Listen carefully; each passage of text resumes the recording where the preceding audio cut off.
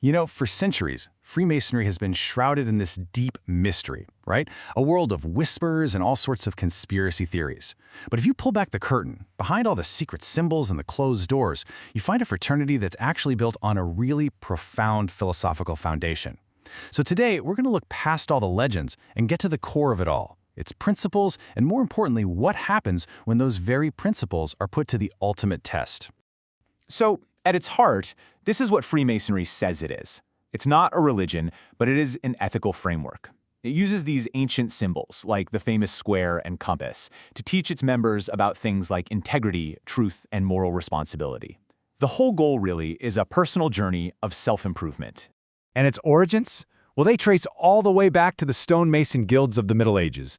But modern Freemasonry, it evolved into something different, a place where men could meet as equals, no matter their social status.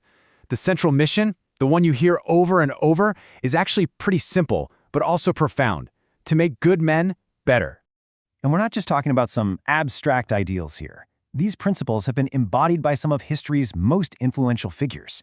I mean, think about George Washington. He laid the cornerstone of the U.S. Capitol in a full Masonic ceremony. Or someone like Harry Truman, who openly defended the order's moral code.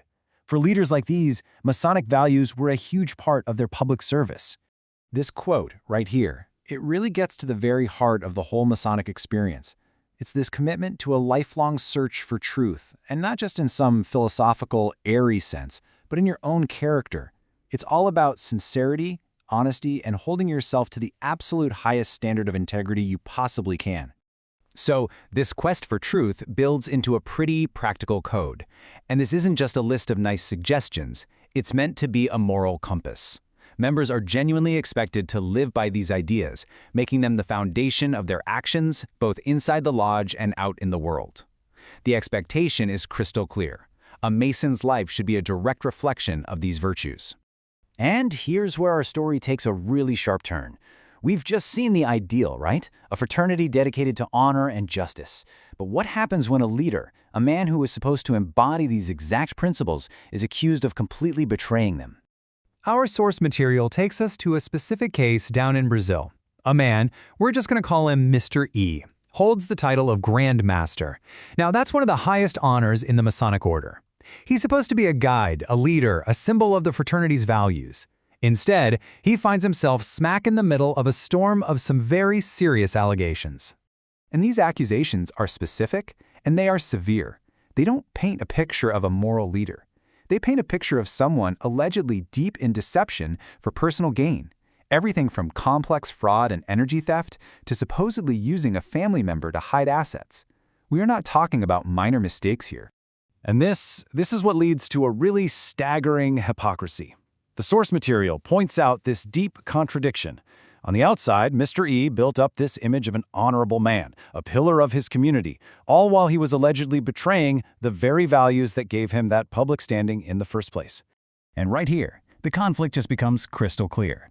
On one side, you've got a sacred principle of the order. In the path of honor and justice is life. And on the other side, the alleged reality, involvement in fraud and theft.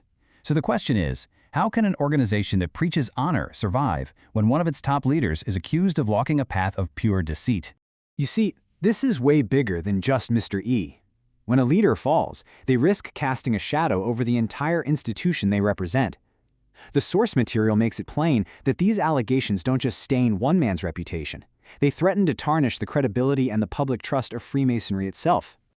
The response proposed in the sources is just as blunt as the allegations. There's a call for him to be expelled, which is a clear signal of how seriously this betrayal is being taken. The underlying message here is that for principles to mean anything at all, they have to be enforced, especially when it comes to the people at the very top. Ultimately, the story of Mr. E forces all of us to kind of zoom out and ask a much more universal question. Can timeless ideals written on paper really protect an organization from the very human flaws of its members? Or does an institution's true character live or die based on the integrity of the people who lead it? And that's really the fundamental question this whole case leaves us with. Is an organization's legacy defined by its sacred texts and its timeless principles? Or is it defined by the flawed, all-too-human actions of its leaders? It's a test of principle that pretty much every institution, Masonic or not, has to face sooner or later.